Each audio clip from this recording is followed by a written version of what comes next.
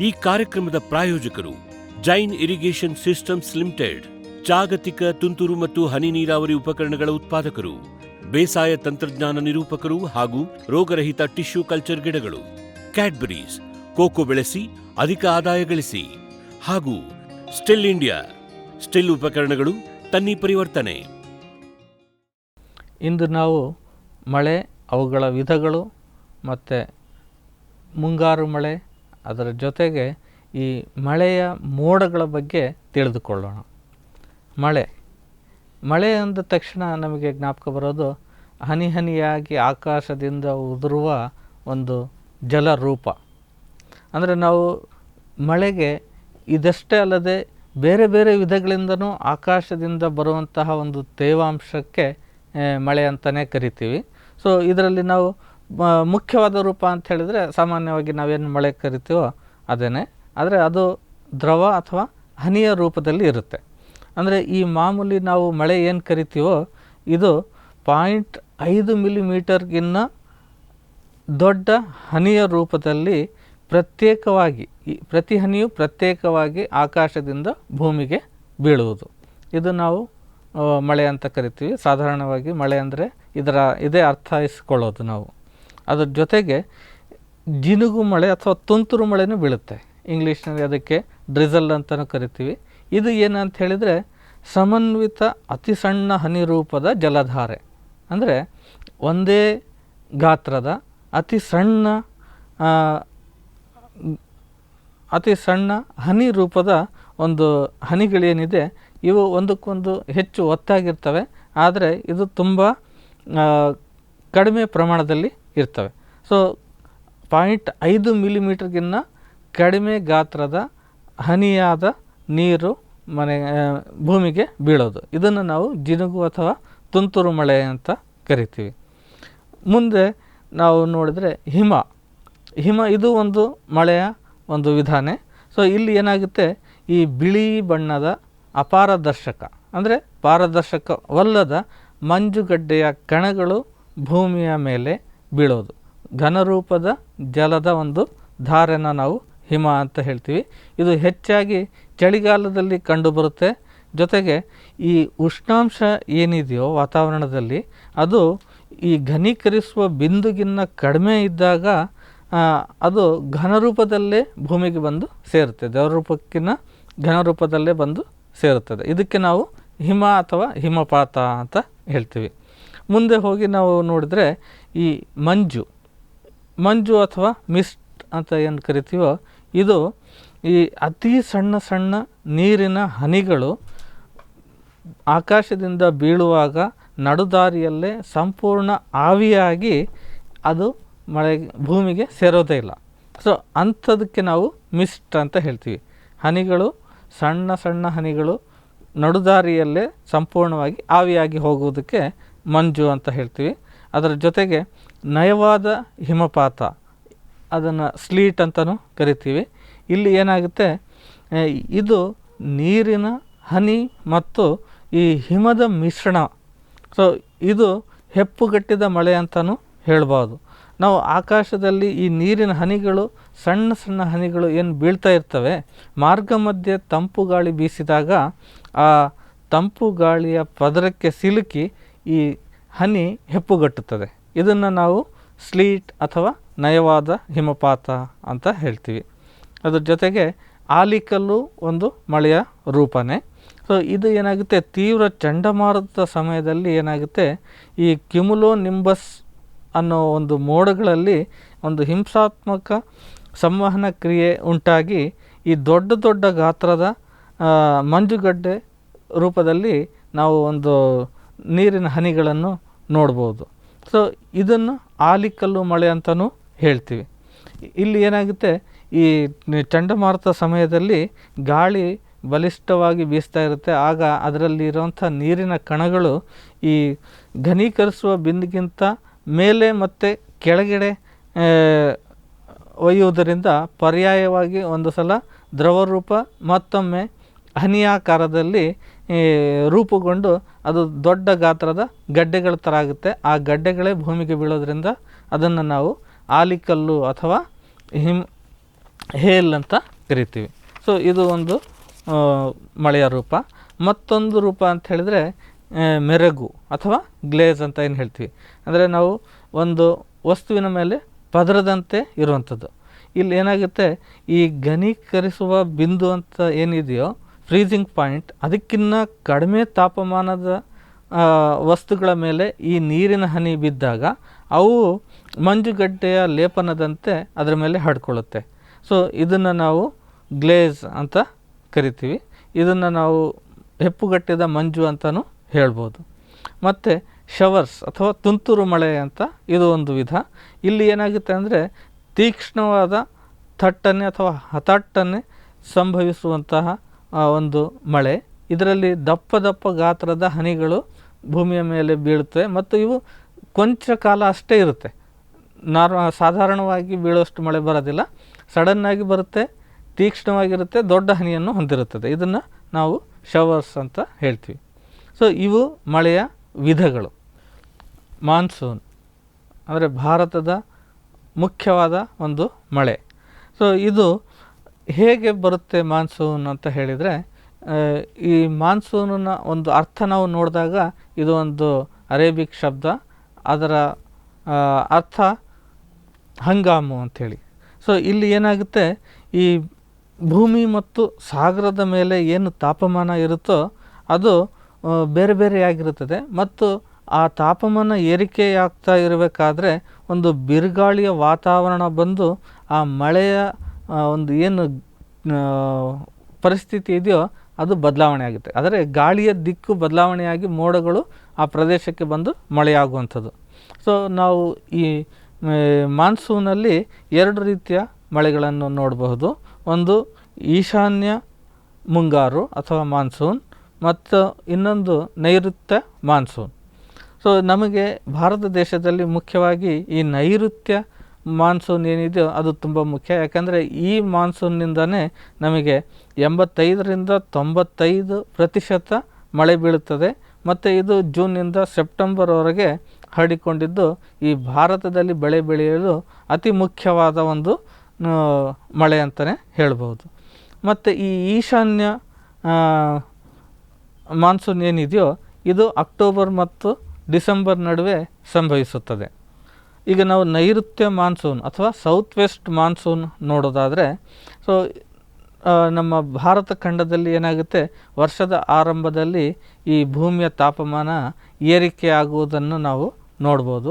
March ತನಕ ಅದು ಈ ಒಳನಾಡು ಪ್ರದೇಶಗಳಲ್ಲಿ ಹೆಚ್ಚಾಗ್ತಾ ಇರುತ್ತೆ. ನಂತರ ಅಲ್ಲಿ ವಾಯುಭಾರ ಕುಸಿತವಾಗಿಬಿಟ್ಟು ಪಶ್ಚಿಮದ ಗಾಳಿ ಏನಿದೆಯೋ ಅದು ಕೇರಳ ಮತ್ತು ದಕ್ಷಿಣದ ಗಾಳಿ ಒರಿಸ್ಸಾ ಮತ್ತು ಬಂಗಾಳದ ಕಡೆಗೆ ಬೀಸುತ್ತಾ ಇರುತ್ತದೆ.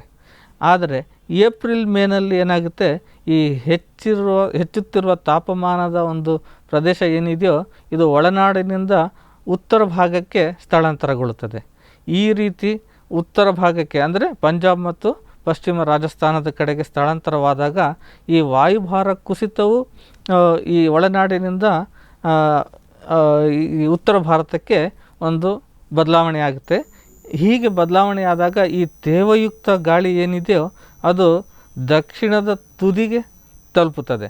ಈ ವಾಯುಭಾರ ಕುಸಿತದಿಂದಾಗಿ ಈ ತೇವಯುಕ್ತ ಗಾಳಿ ಏನಿದೆಯೋ ಅದು ಚಲಿಸಿ ದಕ್ಷಿಣದ ತುದಿಯಲ್ಲಿ ತಲುಪಿ ಅಲ್ಲಿ ಎರಡು ವಿಭಾಗಗಳಾಗ್ತವೆ ಅಂತ ಹೇಳಿದರೆ, ಉತ್ತರದ ಒಂದು ಏನು ತಾಪಮಾನ ಕುಸಿತದಿಂದ ಬರುವಂಥ ಗಾಳಿ ದಕ್ಷಿಣದ ಭಾಗದ ಕಡೆಗೆ ಹರಿದು ಅಲ್ಲಿ ಈ ಭೂ ಮೇಲ್ಮೈ ಅಂತ ಹೇಳಿದರೆ ಇಲ್ಲಿ ಪಶ್ಚಿಮ ಘಟ್ಟಗಳನ್ನು ನೋಡ್ಬೋದು. ಈ ಘಟ್ಟಗಳಿಂದ ಇದನ್ನು ಎರಡು ಭಾಗವಾಗಿ ಈ ಗಾಳಿ ಚಲಿಸಲು ಶುರುವಾಗುತ್ತದೆ. ಅದು ಒಂದು ಅರಬ್ಬಿ ಸಮುದ್ರದ ವಿಭಾಗ, ಮತ್ತೊಂದು ಬಂಗಾಳಿ ಕೊಲ್ಲಿಯ ವಿಭಾಗ ಅಂತಲೇ ಹೇಳ್ಬೋದು. ಸೊ ನಾವು ಈ ಅರಬ್ಬಿ ಸಮುದ್ರದ ವಿಭಾಗದಿಂದ ಬರುವಂತಹ ಏನು ತಣ್ಣಿನ ಗಾಳಿ ಇದೆ ಇದು ಉತ್ತರಾಭಿಮುಖವಾಗಿ ಪಶ್ಚಿಮ ಘಟ್ಟದ ಕಡೆಗೆ ಚಲಿಸುತ್ತಾ ಹೋಗುತ್ತೆ. ಅಂದರೆ ಅರಬ್ಬಿ ಸಮುದ್ರದಿಂದ ಪಶ್ಚಿಮ ಘಟ್ಟದ ಕಡೆಗೆ ಅದು ಮುಖ್ಯವಾಗಿ ಕರಾವಳಿಯ ಮುಖಾಂತರ ಹೋಗಬೇಕಾದ್ರೆ ಆ ಪ್ರದೇಶದಲ್ಲಿ ಈ ಪಶ್ಚಿಮ ಘಟ್ಟಗಳಿಗೆ ಏನು ಅದನ್ನು ಹೋಗಿ ತಗುಲುತ್ತೋ ಆವಾಗ ಅಲ್ಲಿ ತಂಪಾಗಿ ಈ ತಂಪು ಗಾಳಿ ಏನಿದೆಯೋ ಮತ್ತಷ್ಟು ತಂಪಾಗಿ ಮಳೆ ಹನಿಗಳಾಗಿ ಬೀಳುತ್ತೆ. ಇದನ್ನು ನಾವು ಮಾನ್ಸೂನ್ ಅಂತ ಹೇಳ್ತೀವಿ. ಇದು ಜೂನ್ 1ರಂದು ಈ ಕೇರಳ ಮತ್ತು ಪಶ್ಚಿಮ ಘಟ್ಟಗಳಲ್ಲಿ ಬರುತ್ತೆ. ಹಾಗಾಗಿ ನಾವು ನಮ್ಮ ದೇಶದ ಮಾನ್ಸೂನ್ ಮೊದಲು ಕೇರಳದಿಂದ ಆರಂಭಗೊಳ್ಳುತ್ತದೆ ಅಂತ ಹೇಳ್ತೀವಿ. ಇದೇ ಸಮಯದಲ್ಲಿ ಈ ಬಂಗಾಳಿ ಕೊಲ್ಲಿ ವಿಭಾಗದ ಏನು ತಂಪು ಗಾಳಿ ಇದೆಯೋ ಇದು ಮತ್ತೆ ಉತ್ತರಾಭಿಮುಖವಾಗಿ ಈಶಾನ್ಯ ಭಾರತದ ಮತ್ತು ಬಂಗಾಳದ ಕಡೆಗೆ ಬೀಸಿ ಈ ಪೂರ್ವ ಹಿಮಾಲಯ ಬೆಟ್ಟಗಳ ತಪ್ಪಲು ಏನಿದೆಯೋ ಅಲ್ಲಿ ಮಳೆ ಆರಂಭಿಸುತ್ತದೆ. ಸೊ ಅದಕ್ಕಾಗಿ ನಾವು ಈ ಚಿರಾಪುಂಜಿ ಏನಿದೆಯೋ ಅಲ್ಲಿ ಪ್ರಪಂಚದ ಅತಿ ಹೆಚ್ಚು ಮಳೆ ಬೀಳುವ ಪ್ರದೇಶ ಅಂತ ಹೇಳ್ತೀವಿ. ಸೊ ಅಲ್ಲಿಂದ ಈ ಗಾಳಿಯು ದಕ್ಷಿಣಮುಖವಾಗಿ ಈ ಈ ಗಂಗಾ ನದಿ ಪಾತ್ರದ ಕಡೆಗೆ ಬರುತ್ತದೆ. ಹಾಗೆ ಆ ತಂಪು ಗಾಳಿ ಏನಿದೆಯೋ ಹೀಗೆ ಬೇರೆ ಬೇರೆ ರಾಜ್ಯಗಳಿಗೆ ತಲುಪುತ್ತೆ. ಅಂದರೆ 1-2 ವಾರದ ಅಂತರದಲ್ಲಿ ಇಡೀ ದೇಶಕ್ಕೆ ಇದು ಹರಡ್ತಾ ಹೋಗುತ್ತೆ.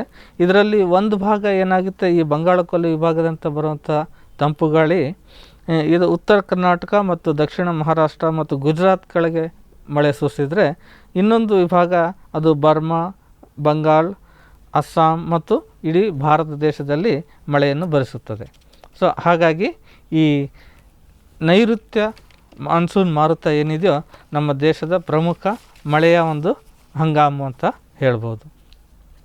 ಸೊ ಮತ್ತೊಂದು ಏನಿದೆ, ಈಶಾನ್ಯ ಮಾನ್ಸೂನ್ ಏನಿದೆ, ಇದು ಈ ತಂಪು ಗಾಳಿ ಏನಿದೆಯೋ ಅದು ಈಶಾನ್ಯ ಕಡೆಯಿಂದ ದಕ್ಷಿಣದ ಅಥವಾ ಆಗ್ನೇಯ ದಿಕ್ಕಿಗೆ ಕೆಳಗಡೆ ಹರಿದು ಬರೋದರಿಂದ ಅಲ್ಲಿ ನಿರಂತರ ಮಳೆ ಉಂಟಾಗೋದು ಶುರುವಾಗುತ್ತೆ.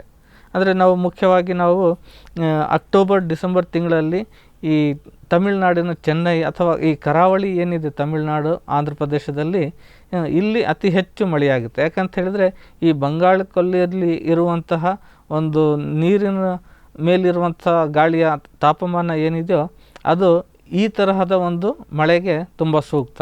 ಸೊ ಇದು ಎಷ್ಟು ಉಪಯೋಗವೋ ಅಷ್ಟೇ ಹಾನಿಕರವೂ ಆಗಿದೆ. ಯಾಕಂದರೆ ಇದರಲ್ಲಿ ಚಂಡಮಾರುತ, ಸೈಕ್ಲೋನ್ ರೀತಿಯಲ್ಲಿ ಮಳೆ ಬೀಳುತ್ತೆ.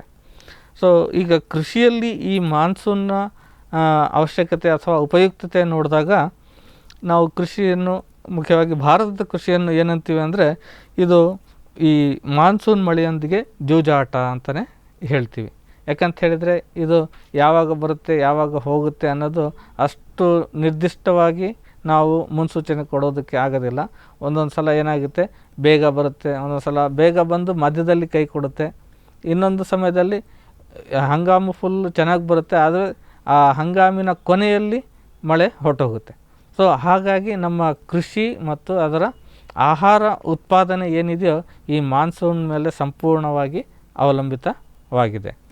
ಸೊ ಇದರ ಆಧಾರದ ಮೇಲೆ ನಾವು ಬಿತ್ತನೆ ಕಾರ್ಯಕ್ರಮ ಒಂದು ತಗೊಳ್ಳೋದು, ಮುಂದೆ ಬೇಸಾಯ ಕ್ರಮಗಳು ಏನೇನಿದೆಯೋ ಈ ನೀರಿನ ಲಭ್ಯತೆ ಮೇಲೆ, ಮಳೆಯ ನೀರಿನ ಲಭ್ಯತೆ ಮೇಲೆ ಅವಲಂಬಿಸಿ ಕೃಷಿ ಚಟುವಟಿಕೆಗಳನ್ನು ಮಾಡೋದರಿಂದ ಕೃಷಿಯ ಉತ್ಪಾದಕತೆ ಮತ್ತು ಉತ್ಪನ್ನದ ಗುಣಮಟ್ಟ ಅವಲಂಬಿತವಾಗಿದೆ.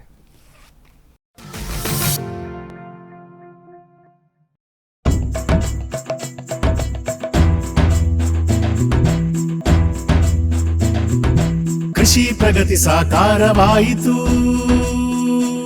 ಸ್ಟಿಲ್ ತಂತ್ರಜ್ಞಾನದಿ ಸಾಧ್ಯವಾಯಿತು, ಬದಲಾವಣೆಗೆ ಕಾಲ ಕೂಡಿ ಬಂತು. ಸ್ಟಿಲ್ ಉಪಕರಣಗಳು ತನ್ನಿ ಪರಿವರ್ತನೆ.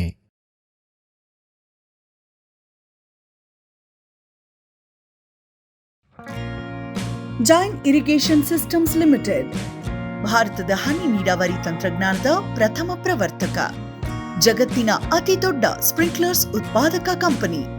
ಸಂರಕ್ಷಿತ ಕೃಷಿಯಲ್ಲಿ ಹಸಿರು ಮನೆಗಾಗಿ ಮಿಸ್ಟರ್, ಫಾಗರ್, ಫ್ಯಾನ್ ಮತ್ತು ಪ್ಯಾಡ್ ಹಾಗೂ ನೆರಳು ಮನೆ, ಸ್ವಯಂ ಚಾಲಿತ ನೀರಾವರಿ ವ್ಯವಸ್ಥೆ ಮತ್ತು ರಸಾವರಿ ತಂತ್ರಜ್ಞಾನ. ಕೃಷಿಯಲ್ಲಿ ನೀರಿನ ಸಮರ್ಪಕ ಬಳಕೆ ಹಾಗೂ ಉಳಿತಾಯಕ್ಕೆ ಮತ್ತೊಂದು ಹೆಸರು ಜೈನ್. ಕ್ಯಾಡ್ಬರಿ ಚಾಕೊಲೇಟಿನ ಮೂಲ ಅಂಶ ಕೋಕೋ.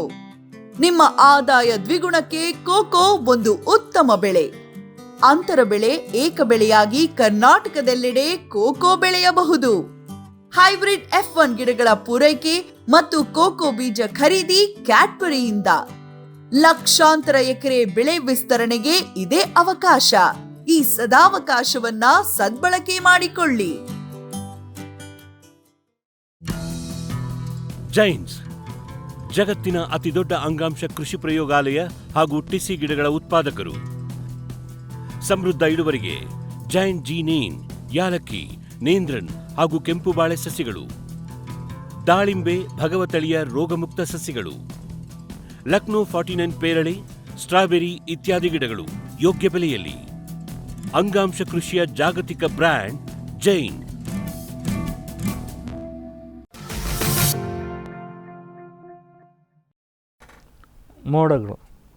ಮೋಡಗಳು ಅಂತ ಹೇಳಿದರೆ ಈ ವಾತಾವರಣದಲ್ಲಿ ನೀರಿನ ಸಣ್ಣ ಸಣ್ಣ ಕಣಗಳು ಅಥವಾ ಮಂಜುಗಡ್ಡೆಗಳನ್ನು ಅಥವಾ ಇವೆರಡೂ ಇರುವಂತಹ ಒಂದು ಸನ್ನಿವೇಶ. ಸೊ ಈ ಮೋಡಗಳು ಮಳೆಗೆ ಮೂಲ ಅಂತಲೇ ಹೇಳ್ಬೋದು. ಇವು ವಿವಿಧ ರೂಪಗಳಿರುತ್ತೆ ಮತ್ತು ಇವು ವಿವಿಧ ಒಂದು ಗೋಚರತೆಯಲ್ಲಿ ನಾವು ಅದನ್ನು ಬೇರೆ ಬೇರೆಯಾಗಿ ಒಂದು ವಿಂಗಡಿಸಬಹುದಾಗಿದೆ.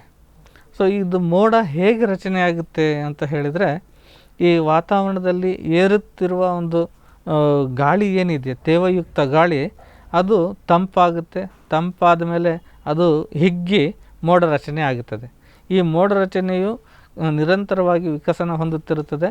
ಜೊತೆಗೆ ಆ ಹನಿಗಳ ಭಾರ ಯಾವಾಗ ಹೆಚ್ಚಾಗುತ್ತೋ ಅದು ವರ್ಷಧಾರೆಯಾಗಿ ಅಥವಾ ಮಳೆಯಾಗಿ ಭೂಮಿಯ ಮೇಲೆ ಬೀಳುತ್ತೆ. ಸೊ ವರ್ಲ್ಡ್ ಮೆಟರಾಲಜಿಕಲ್ ಆರ್ಗನೈಸೇಷನ್ ಏನಿದೆ, ಇದು ಮೋಡಗಳ ವಿಂಗಡಣೆ ಅದರ ಗುಣಧರ್ಮದ ಮೇಲೆ ಮಾಡಿದೆ. ಸೊ ಹೀಗೆ ಈ WMO ಏನಿದೆ, ಇದು ಮೋಡಗಳನ್ನು 2 ಆಧಾರದ ಮೇಲೆ ವಿಂಗಡಣೆ ಮಾಡಿದೆ. ಅವು ಯಾವುವು ಅಂತ ಹೇಳಿದರೆ, ಆಕಾಶದಲ್ಲಿ ಆ ಮೋಡಗಳಿರುವಂತಹ ಎತ್ತರ ಮತ್ತು ಅವು ಹೇಗೆ ಗೋಚರಿಸುತ್ತವೆ ಅದರ ನೋಟ ಅಥವಾ ದೃಶ್ಯದ ಮೇಲೆ ಇದನ್ನು 4 ಮುಖ್ಯ ವಿಧಗಳಾಗಿ ಮತ್ತು 10 ವಿಧಗಳಾಗಿ ವಿಂಗಡಿಸಲಾಗಿದೆ. ಸೊ ಅವುಗಳನ್ನು ನಾವು ನೋಡಿದಾಗ ಮೊದಲನೇ ಒಂದು ವಿಧ ಅಂತ ಹೇಳಿದರೆ, ಅದರಲ್ಲಿ ನಾವು 4 ಮುಖ್ಯ ವಿಧಗಳನ್ನು ನೋಡ್ತೀವಿ. ಅದು ಮೋಡಗಳ ಪ್ರದೇಶ ಎಲ್ಲಿ ಎಷ್ಟು ಎತ್ತರ ಇದೆ ಅನ್ನೋದು ಹೇಳುತ್ತೆ. ಸೊ ಮೊದಲನೆಯದಾಗಿ ಮೇಲುಸ್ತರದ ಮೋಡಗಳು, ಅಂದರೆ ಭೂಮಿಯಿಂದ ತುಂಬ ಎತ್ತರಕ್ಕೆ ಇರುವಂತಹ ಮೋಡಗಳು. ಇದು ಎತ್ತರ ಅಂತ ಹೇಳಿದರೆ ನಾವಿಲ್ಲಿ 6 ರಿಂದ 8 ಕಿಲೋಮೀಟರ್ ಎತ್ತರ, ಭೂಮಿಯ ಮೇಲ್ಮೈಯಿಂದ 6 ರಿಂದ 10 ಕಿಲೋಮೀಟರ್ ಎತ್ತರದಲ್ಲಿರುವಂತಹ ಮೋಡಗಳು. ಇವು ಸಾಮಾನ್ಯವಾಗಿ ಉಷ್ಣ ಮತ್ತು ಅರೆ ಉಷ್ಣ ವಲಯದಲ್ಲಿ ಕಾಣಿಸಿಕೊಳ್ಳುತ್ತವೆ. ಸೊ ಇದರಲ್ಲಿ ಉಪವಿಧಗಳನ್ನು ನಾವು ನೋಡುವುದಾದರೆ, ಮೊದಲನೇದಾಗಿ ಸಿರ್ರಸ್ ಮೋಡಗಳು ಅಂತ ಕರಿತೀವಿ. ಇವು ಕೇವಲ ಮಂಜಿನ ಹರಳುಗಳನ್ನು ಹೊಂದಿರುವಂತಹ ಮೋಡ. ಇದರಲ್ಲಿ ನೀರು ಹನಿ ಇರೋದಿಲ್ಲ, ಮಂಜಿನ ಹನಿಗಳು ಇರ್ತವೆ. ಇವು ನಾವು ನೋಡಿದಾಗ ಈ ಚದುರಿದ ಬಿಳಿ ಬಣ್ಣದ ಸಣ್ಣ ಸಣ್ಣ ಎಳೆಯಾಕಾರದ ಅಥವಾ ತೇಪೆಯಾಕಾರವಾಗಿ ಕಾಣಿಸುತ್ತವೆ. ಅದರ ಜೊತೆಗೆ ಇದು ಒಂದು ಉತ್ತಮ ಹೊಳಪು ಹೊಂದಿರ್ತವೆ. ಈ ಮೋಡಗಳು, ಸಿರಸ್ ಮೋಡಗಳು ಅತಿ ಎತ್ತರದಲ್ಲಿ ಇರ್ತವೆ, ಮಂಜಿನ ಹರಳುಗಳಿಂದ ಕೂಡಿರ್ತವೆ ಹಾಗೂ ಕೂದಲೆಳೆ ಆಕಾರದಲ್ಲಿ ಹೆಚ್ಚು ಹೊಳಪನ್ನು ಹೊಂದಿರುತ್ತವೆ.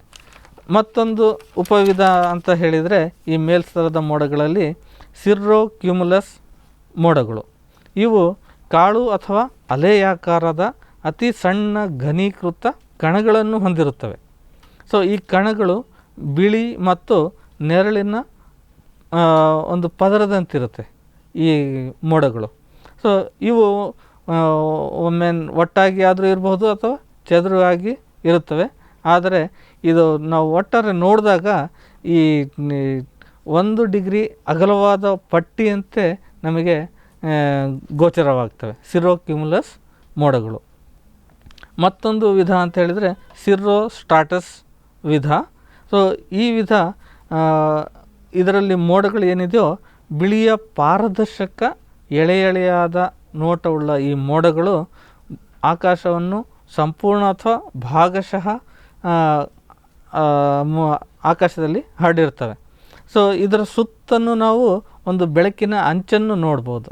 ಸೂರ್ಯ ಅಥವಾ ಚಂದ್ರನ ಬೆಳಕಿನ ಏನಿದೆ ಅದು ಅಂಚಿನಲ್ಲಿ ಹೆಚ್ಚಾಗಿ ಕಾಣುತ್ತವೆ.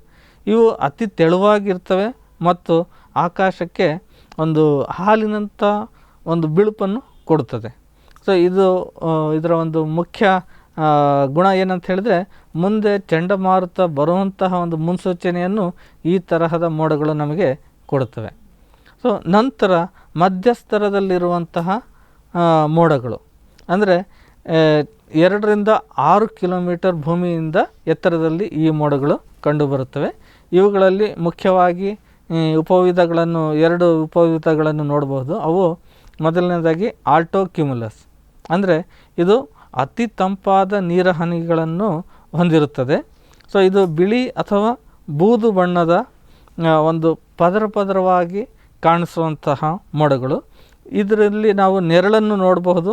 ಇವು ದುಂಡಾಗಿ ಅಥವಾ ಸುರುಳಿಯಾಕಾರದಲ್ಲಿ ಈ ನೀರನ್ನು ಹೊಂದಿರುತ್ತದೆ. ಸೊ ಕೆಲವೊಮ್ಮೆ ಎಳೆಯಾಕಾರದಲ್ಲೂ ನಾವು ಇದನ್ನು ನೋಡಬಹುದು. ಸೊ ಇವು ಆಲ್ಟೋ ಕ್ಯುಮುಲಸ್ ಮೋಡಗಳು. ನಂತರ ಮತ್ತೊಂದು ಉಪವಿಧ ಅಂತ ಹೇಳಿದರೆ ಆಲ್ಟೋ ಸ್ಟ್ರಾಟಸ್.